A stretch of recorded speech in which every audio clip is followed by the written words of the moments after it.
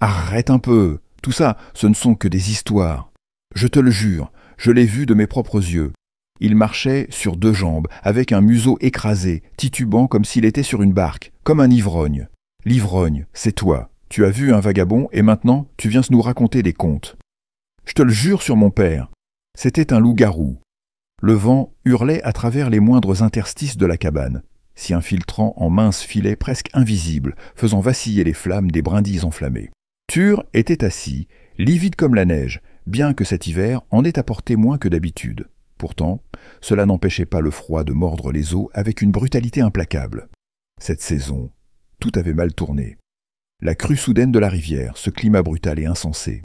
La terre, durcie et gelée, usait les semelles des bottes plus vite qu'un guerrier lourdement armé ne les aurait piétinées. Les arbres souffraient particulièrement, habitués à être couverts de neige, ils n'avaient en cette fois qu'une couche de glace impitoyable, emprisonnant leurs racines dans une étreinte suffocante. Quant aux animaux, ils s'étaient terrés dans leurs abris, et pour les chasseurs comme Tur, la vie était devenue rude. Ils passaient des jours entiers à errer dans la forêt espérant trouver une piste, et quand ils rentraient bredouilles, il ne leur restait plus qu'à emprunter ou à échanger du pain contre quelques objets de valeur.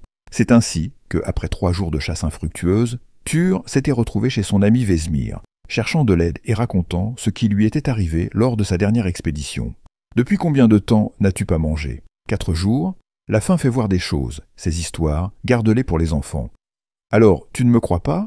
Ça en a l'air ? » Ils étaient assis sur un banc près de la fenêtre, autour d'une petite table. Les meubles de la cabane de Vesemir étaient robustes, taillés dans de solides rondins et planches épaisses. Un grand poêle occupait une bonne partie de la pièce, entouré d'ustensiles et d'un banc tout proche. Près du foyer se tenait un garçon d'environ 15 ans. Pourtant, à voir son visage marqué par la vie, on lui aurait donné bien plus. Ses cheveux sales, emmêlés de brins de paille, tombaient jusqu'à mi-cou. Son nez, clairement cassé à plusieurs reprises, dessinait une courbe irrégulière.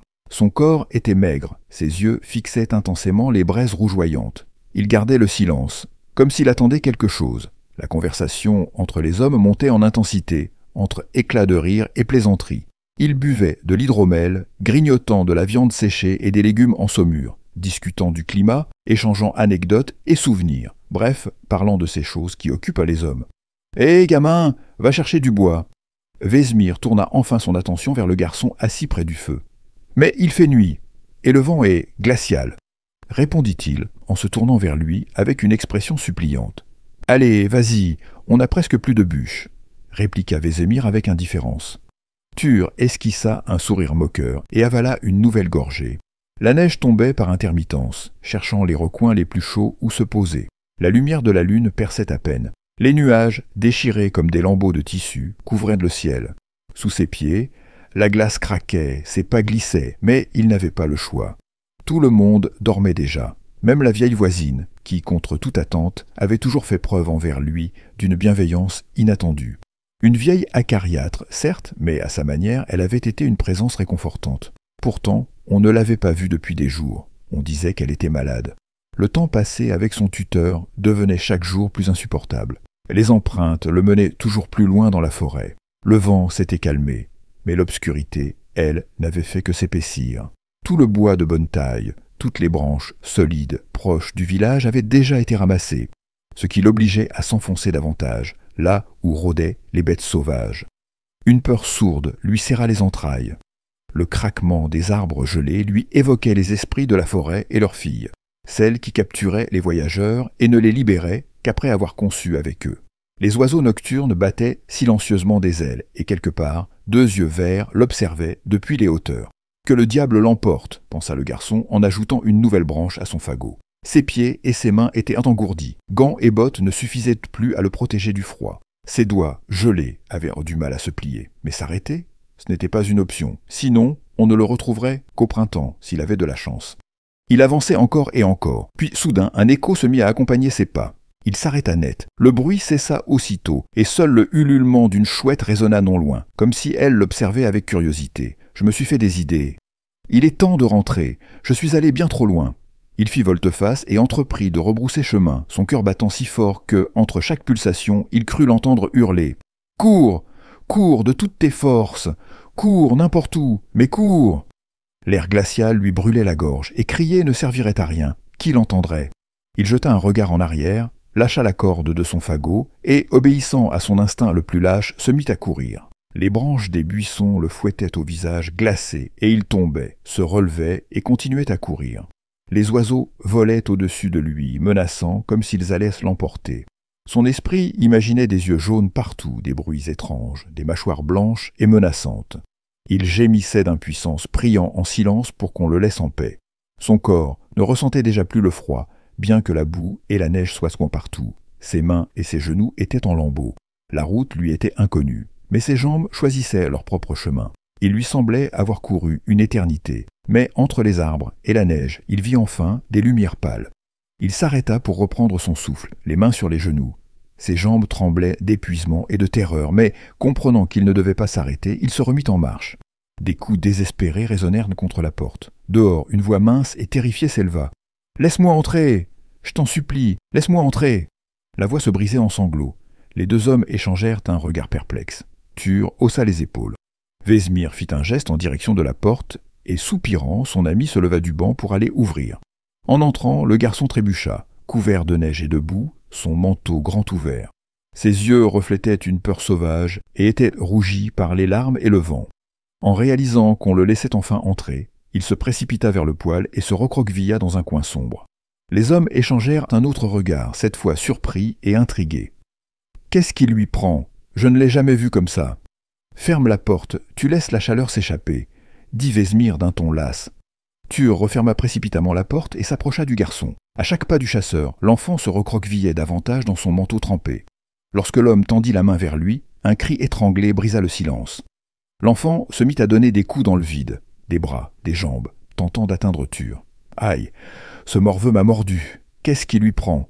Vesemir, fais quelque chose de ton bâtard. » Le maître de maison arracha un morceau de viande séchée de son couteau et, tout en mâchant, s'approcha du poêle. Il attrapa l'enfant par le col de sa chemise et lui asséna une gifle sonore, esquivant ses coups désordonnés. Le garçon resta figé, stupéfait. « Qu'est-ce qui s'est passé? Parle !» gronda Vesemir. Il le regardait avec irritation, tandis que l'enfant, peu à peu, reprenait ses esprits et observait la cabane autour de lui. Un instant, son regard s'attarda sur le visage dur de son père adoptif, et ses yeux se remplirent de larmes. Il sembla sur le point d'éclater en sanglots, mais il se retint. Enfin, incapable de résister plus longtemps, il se jeta dans ses bras en pleurant. « Vesemir, c'est toi, c'est vraiment toi. Il était là, moi, le bois, et là... » Ses sanglots hystériques rendirent ses paroles presque incompréhensibles, les transformant en une masse informe de syllabes étouffées. Il a failli m'attraper, et moi, j'ai couru. Le garçon s'interrompit un instant avant de fondre à nouveau en larmes contre l'épaule de Vesemir. Tur regarda son ami avec curiosité. Son visage reflétait une étrange combinaison de mépris et d'agacement, avec une touche de dégoût. Vesemir repoussa le gamin, essuya d'un revers de manche la morve qui coulait de son nez et le fixa d'un air pensif. Puis, d'une voix presque posée, bien que légèrement teintée d'impatience, il demanda « Maintenant, respire profondément et raconte-nous ça de façon compréhensible. Qu'est-ce qui t'est arrivé ?»« Un loup-garou, » murmura l'enfant, les yeux écarquillés. « Je l'ai vu, il a failli m'attraper. »« Par les dieux, toi aussi, avec ces idioties !» Vesmir cracha à ses pieds avant de retourner à table. La brindille brûlait lentement. La lumière dans la cabane était faible, comme le silence qui y régnait. Tur s'assit face au maître des lieux et recommença à manger sans un mot. Vesmir jeta un regard désapprobateur au chasseur lorsqu'il s'empara d'un bon morceau de viande. Tur esquissa un sourire et secoua légèrement la tête comme pour dire que ce n'était pas si grave. Puis tous deux retournèrent à leur repas. « Vous ne me croyez pas ?» murmura l'enfant. « Tonton Tur, vous disiez vous-même. »« Voilà comment ça se passe, » coupa sèchement Vesmir. « Maintenant, tu vas te changer et y retourner. Si tu reviens encore une fois sans ce que je t'ai demandé, tu pourras frapper à la porte et pleurer autant que tu voudras, mais je ne t'ouvrirai pas. Tu passeras la nuit avec les chiens. »« Non, non, je t'en supplie, Vesmir, ne me renvoie pas là-bas. » La voix de l'enfant était tremblante de panique. Il semblait épuisé, autant par sa course effrénée que par la terreur qui l'habitait. « Je te jure que j'irai demain, dès l'aube, mais pas maintenant. Par pitié, par les dieux, ne me renvoie pas. Père, je t'en prie, non. Tu oses me défier, chiot ?» Vesmir se leva du banc, posant les mains à plat sur la table, sa silhouette imposante et menaçante se découpant sous la lumière vacillante du tison. « Et cela faisait longtemps qu'il ne t'avait pas appelé père. Calme-toi, Vesmir, le gamin est à bout de force. Il tiendrait à peine debout s'il devait quitter la cabane. Laisse-le souffler un peu, » intervint Tur, adressant au garçon un sourire ironique. L'enfant se tassa davantage dans son coin, joignant les mains dans un geste de supplication. « L'hydromel t'est monté à la tête, Ture. »« Personne ne t'a demandé ton avis, » répliqua Vézémir en se rasseyant, lançant un regard de mépris à son ami. Ture haussa les épaules et avala une gorgée. Le manteau flottait sur lui, tout comme son pantalon. Ses bottes étaient bien trop grandes, d'au moins 1 ou 2 tailles. Ses vêtements appartenaient autrefois au neveu aîné de Vézémir, mort d'une maladie à l'automne. Le vent s'était un peu calmé, et le froid paraissait moins mordant. Là où s'étendait le sentier menant à la forêt, la glace avait craqué, laissant entrevoir par endroits la terre sombre. L'enfant repensa à ce qu'il avait vécu quelques heures plus tôt, et un nœud se forma dans sa gorge. Il s'estima chanceux que son père adoptif ait été de bonne humeur, mis à part la trace de la gifle, il n'avait récolté aucun autre bleu, plutôt un loup-garou que lui, pensa-t-il en suivant ses propres traces à travers la neige. Les nuages s'étaient légèrement dispersés, laissant la lune apparaître plus souvent, éclairant son chemin. Les chouettes étaient maintenant pleinement éveillées et ululaient sans relâche, attisant la peur qui recommençait à lui ronger la poitrine. Ses yeux scrutaient sans cesse les ombres des arbres, cherchant la moindre silhouette pouvant ressembler à une bête. Lorsqu'il fut suffisamment enfoncé dans la forêt, il se rappela pourquoi on l'avait envoyé ici. Mais ses pensées vagabondaient ailleurs. Ses traces s'écartaient légèrement du chemin prévu, ce qui lui laissait espérer qu'il ne croiserait pas lui cette fois-ci. Peu à peu, la charge de bois s'amassa dans ses bras. Une fois qu'il estima en avoir assez, il entreprit de rentrer. La forêt ne lui paraissait plus aussi menaçante. Il était parvenu à enfouir son angoisse au plus profond de lui. Au loin, un loup solitaire, banni de sa meute, se mit à hurler. Un frisson lui parcourut l'échine. Il s'immobilisa quelques secondes, puis reprit son chemin. Un peu plus tard, il arriva près d'un buisson familier et, avec horreur, aperçut d'anciennes empreintes dans la neige. Il tendit l'oreille avec prudence. Le silence n'était troublé que par le craquement des arbres sous le vent. Puis, soudain, une branche se brisa. Son cœur se mit à tambouriner dans sa poitrine. Il se remit à courir. Au bout d'une 40aine de mètres, il se rappela l'avertissement de Vézémir et fit demi-tour pour récupérer son fagot. Ses vêtements, trop amples, entravaient ses mouvements, et il trébuchait à chaque pas. Lorsqu'il atteignit enfin la corde qui maintenait son bois, il s'apprêta à repartir, mais, dans la lumière de la lune, une silhouette massive apparut, grande, trop grand pour être un homme. Un ours? Le garçon s'arrêta net, glissa sur le sol gelé, et s'accrochant à la neige mêlée de terre, s'enfuit dans une autre direction. Mais cette fois, ses émotions étaient différentes. La panique s'était muée en une rage froide, brûlante d'injustice et de haine. Maudit Vézémir, que les dieux le maudissent. Encore et encore, ces mots résonnèrent dans son crâne. Il courait avec ses dernières de force. Faisant une pause pour reprendre son souffle, il jeta un regard autour de lui. Silence absolu. Seul un hibou, perché sur une branche, l'observait d'un air sévère, avant de ululer, comme un reproche. Alors qu'il se calmait, son esprit s'éclaircit. Il était perdu. Impossible de retrouver le chemin du retour. Il ne lui restait plus qu'à espérer tomber par hasard sur une issue, comme la première fois. Chaque inspiration lui brûlait la gorge. Il ne sentait plus son nez. Ses bottes étaient entrempées. Il avait chaud, une chaleur anormale, trompeuse. Il mourait d'envie d'ouvrir son manteau, mais il savait que s'il cédait à cette tentation, il gèlerait encore plus vite et tomberait malade. Ses chances de survie diminuaient. Loin, dans l'obscurité, le loup hurla à nouveau. Avait-il senti son odeur? Attendait-il qu'il s'effondre d'épuisement pour le dévorer en cette saison de famine? Ses jambes ne répondaient presque plus. Le sommeil le gagnait. Son ventre protestait douloureusement. Tout près, il aperçut un terrier. Alors il pensa que, tant qu'il ne réveillait pas l'ours, il pourrait s'y reposer, peut-être même dormir un peu. Il se releva, considérant cette possibilité, hésitant alors qu'il avançait pas à pas vers le refuge de l'animal. Il ne se souciait plus ni de Vézémir, ni du fagot de bois, ni même du loup qui l'attendait quelque part dans l'obscurité. L'épuisement avait eu raison de lui. Il lâcha la corde et s'engouffra dans le terrier. À l'intérieur, l'odeur animale était forte et l'entrée glaciale, mais il faisait moins froid qu'au dehors. En rampant jusqu'au fond, il réalisa que l'ours n'était pas là. On lui avait raconté que certains se réveillaient en plein hiver, affamés et furieux, mais il était trop faible pour songer à rebrousser chemin et chercher une autre issue hors de la forêt. Il s'allongea au centre et tenta de se réchauffer avec son manteau trop grand. Il fait froid et c'est humide, mais au moins il n'y a pas de vent, songea-t-il avant de sombrer dans le sommeil. Un bruit étrange dans le tunnel du terrier le réveilla. Dans la torpeur de son esprit encore endormi, il comprit soudain qui cela pouvait être. Et, en un instant, il se raidit et se recroquevilla, priant pour ne pas être remarqué. Des pensées terrifiantes se succédèrent dans son esprit, imaginant ce qui l'attendait. Quelque chose heurta sa jambe, une main humaine. Son cœur se calma un instant, mais la voix qui suivit le fit sombrer à nouveau dans la panique. Je te suis depuis longtemps, et maintenant tu viens à moi de ton propre chef, morveux, dit une voix grave et rauque. Cette fois, tu ne m'échapperas pas. La main resserra son emprise sur sa jambe, mais l'enfant ne tenta même pas de se débattre. Il était vidé de toute force et savait que s'enfuir était impossible. Même la peur s'effaçait devant une étrange indifférence, bien que son cœur battît encore à tout rompre, l'incitant à fuir. « Tu vas me tuer ?» demanda l'enfant d'une voix étonnamment calme, fatigué, comme s'il allait s'endormir. « Pourquoi faire ? Je vais plutôt demander une rançon en nourriture. » Le loup-garou ricana, satisfait. À ces mots, la caverne résonna d'un éclat de rire inattendu, enfantin.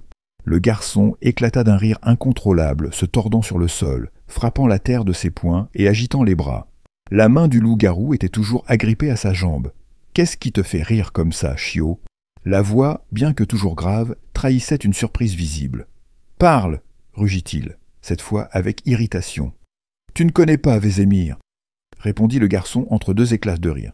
« Il ne donnerait pas même une miche de pain pour moi. » Peu à peu, son rire s'apaisa. C'est alors seulement qu'il réalisa ce qu'il venait de dire. Trop tard. Il allait mourir ici. Il tenta de dégager sa jambe, mais l'emprise demeura ferme. « Tu me ressembles, en fait, » murmura l'inconnu pensif. « Mais ça ne sert à rien de te laisser en vie. Je n'aime pas la chair humaine, mais je n'ai pas d'autre choix. J'ai fini l'ours il y a 2 jours. » Dans l'obscurité, un bruit résonna. Le son métallique d'une lame tirée de son fourreau. L'enfant reconnut immédiatement ce bruit. Tur faisait toujours ce geste lorsqu'il venait chez eux. Il essaya de dégager à nouveau sa jambe, sans succès. Une ombre se pencha sur lui, et il comprit qu'à tout instant, on pourrait lui trancher la gorge comme on le ferait pour un lapin ou un loup capturé. Il donna un coup de pied avec sa jambe libre. La première fois, il frappa dans le vide. Comprenant qu'il n'y avait rien de ce côté, il visa l'autre, et son pied heurta une poitrine. Le loup-garou toussa et grogna, cherchant à lui saisir le cou de sa main libre, mais le garçon se débattit, griffant ce qu'il supposa être son visage. Soudain, il fut saisi à nouveau. Il donna un autre coup, cette fois du genou, visant le plexus solaire. Le grognement se mua en un souffle saccadé, mais la prise restait ferme. L'enfant frappait maintenant de manière désordonnée à l'aveugle. À un moment, ses mains furent libérées, et il sentit quelque chose d'humide et chaud effleurer son front. Il tenta de repousser le loup-garou avec ses bras, mais la créature vacilla à peine. Reprenant son souffle, son adversaire se pencha de nouveau sur lui, et il riposta aussitôt. Son pied heurta soudain la garde du couteau. Il étendit sa jambe et frappa quelque chose de dur. Les grognements devinrent des râles. Quelques secondes plus tard, un bruit sourd se fit entendre. Le lourd corps s'effondra sur lui. Quand il put enfin respirer et retrouver un semblant de calme, l'enfant faillit éclater en sanglots, mais il se retint. Il tenta de soulever le cadavre, mais ses bras, trop faibles, cédèrent mêlés sous le poids, et l'inertie du corps l'écrasa à nouveau. Un rire nerveux lui échappa, mêlé à des larmes qu'il ne pouvait plus contenir. Après un court moment de répit, il s'agrippa à la fourrure de la bête pour essayer de la retourner. Il retira aussitôt ses mains, et un cri déchirant s'échappa de sa gorge. La brindille de bois était presque consumée. Vézémir somnolait, vacillant sur la table, le regard vague. Tur était allongé sur un banc près du poêle, de côté, tourné vers le mur, se grattant la jambe comme s'il était infesté de poux. Dehors, derrière les vitres gelées, la neige tombait lentement. Vézémir prit une nouvelle gorgée de son verre, se leva en marmonnant des jurons pour lui-même, puis se dirigea vers son ami. C'est alors qu'un coup résonna contre la porte. Surpris, Vézémir renifla bruyamment et se tourna vers l'entrée. « Qui est-ce » cria-t-il, réveillant à peine le chasseur qui grogna dans son sommeil. Aucune réponse ne vint de l'autre côté. « T'as intérêt à être une jolie fille perdue, ou le môme avec le bois. » Il ouvrit lentement la porte, avalant d'un trait les dernières gouttes de son verre. Puis il posa les yeux sur le seuil. Là, en silence, se tenait son fils adoptif, couvert de sang, une brassée de bois sur l'épaule et la peau d'un ours dans l'autre main. Son regard était absent, ses yeux vitreux. Son manteau était ouvert, ses joues et son nez rougis par le froid et la neige, mais il ne tremblait pas. Sans un mot, l'enfant tendit la corde. Vézémir esquissa un sourire et la prit, traînant le bois à l'intérieur. « Entre » ordonna-t-il. « Qu'est-ce que t'apporte d'autre? T'as volé une peau ?» Il observe le visage déformé de l'ours dont le garçon tenait encore la tête. Le gamin, déjà entré, laissa tomber la peau au centre de la pièce. Assis à la table, il ôta ses gants, souffla sur ses mains glacées et désigna sa prise. « Tu veux que j'examine ça ? Bon, t'es pas si inutile que ça, finalement. Peut-être que Tur avait raison. » Vézémir posa son verre sur la table et se pencha sur la fourrure, glissant ses doigts sur le pelage. Ses yeux, légèrement embués par l'alcool, se plissèrent, tandis qu'il murmurait pour mieux se concentrer. Absorbé dans son inspection, il ne remarqua pas que l'enfant s'était rapproché. « Pourquoi tu te tais, hein? T'as la langue gelée. Réponds » exigea-t-il, tournant légèrement la tête. L'enfant se tenait là, juste à côté de lui, un couteau levé, les yeux brûlants, d'une fureur contenue. Sa main tremblait légèrement et 2 larmes coulaient lentement sur ses joues. « Meurs !» souffla-t-il, la gorge nouée, avant d'enfoncer la lame dans la tempe de Vézémir. Il serra la poignée, fixant les yeux écarquillés de son père adoptif, pleurant en silence. Il ne savait pas d'où venaient ces larmes, si c'était de la douleur, du soulagement ou une satisfaction trouble. Il lâcha le couteau, et le corps s'effondra sur le sol. À cet instant, un bâillement retentit près du poêle. Tur venait de s'éveiller. Il marmonna quelque chose en s'étirant avant que son regard ne se fige sur la scène devant lui. Le corps de son ami gisait là, et juste à côté, une silhouette petite et silencieuse drapée dans la peau d'un ours. Dans sa main, elle tenait un sac. Ses griffes, longues d'au moins 7 centimètres, luisaient faiblement sous la lumière mourante de la braise. Sa mâchoire était tordue, et à ses pieds, il portait encore des bottes. La créature enjamba le cadavre et s'avança vers le chasseur, qui ferma à moitié les yeux et détourna le regard, sa peur le clouant sur place. « Ne me fais pas de mal !» balbutia-t-il, tremblant de la tête aux pieds. La créature ne répondit pas et se dirigea vers la porte. Elle jeta un dernier regard au chasseur, puis saisit la corde du fagot de bois avant de quitter la cabane. La brindille s'était éteinte. Sur le sol, à côté de la tête de Vézémir, une flaque de sang s'étendait lentement. La porte, laissée grande ouverte, laissait le vent glacé s'engouffrer, faisant tourbillonner la neige à l'intérieur. Tur resta assis, figé, tremblant à la fois de froid et d'effroi. Son regard s'était perdu dans le vide, incapable de se détacher de la silhouette qui s'éloignait dans la nuit. L'écho de ses propres mots résonnait encore dans son esprit, comme s'il peinait à croire ce qu'il venait de voir. Un loup-garou. Dehors, la silhouette drapée dans la peau de l'ours avançait lentement à travers la neige. Le vent sifflait entre les branches, accompagnant ses pas. Il traînait le bois d'une main, tandis que la peau de l'ours pendait sur son épaule, comme une cape qui lui appartenait de droit. Parvenu à la lisière de la forêt, il s'arrêta un instant, inspirant profondément l'air glacé de la nuit. Le vent faisait danser les derniers flocons, et l'enfant, devenu autre chose qu'un simple humain, leva les yeux vers le ciel noir. Une étrange lueur passa dans son regard, un soulagement indicible, mêlé à quelque chose d'indéchiffrable. Son regard se perdit dans l'immensité du bois, ce bois qui lui avait tout pris, mais qui, ce soir-là, lui avait rendu quelque chose de nouveau, quelque chose de sombre, quelque chose d'inconnu.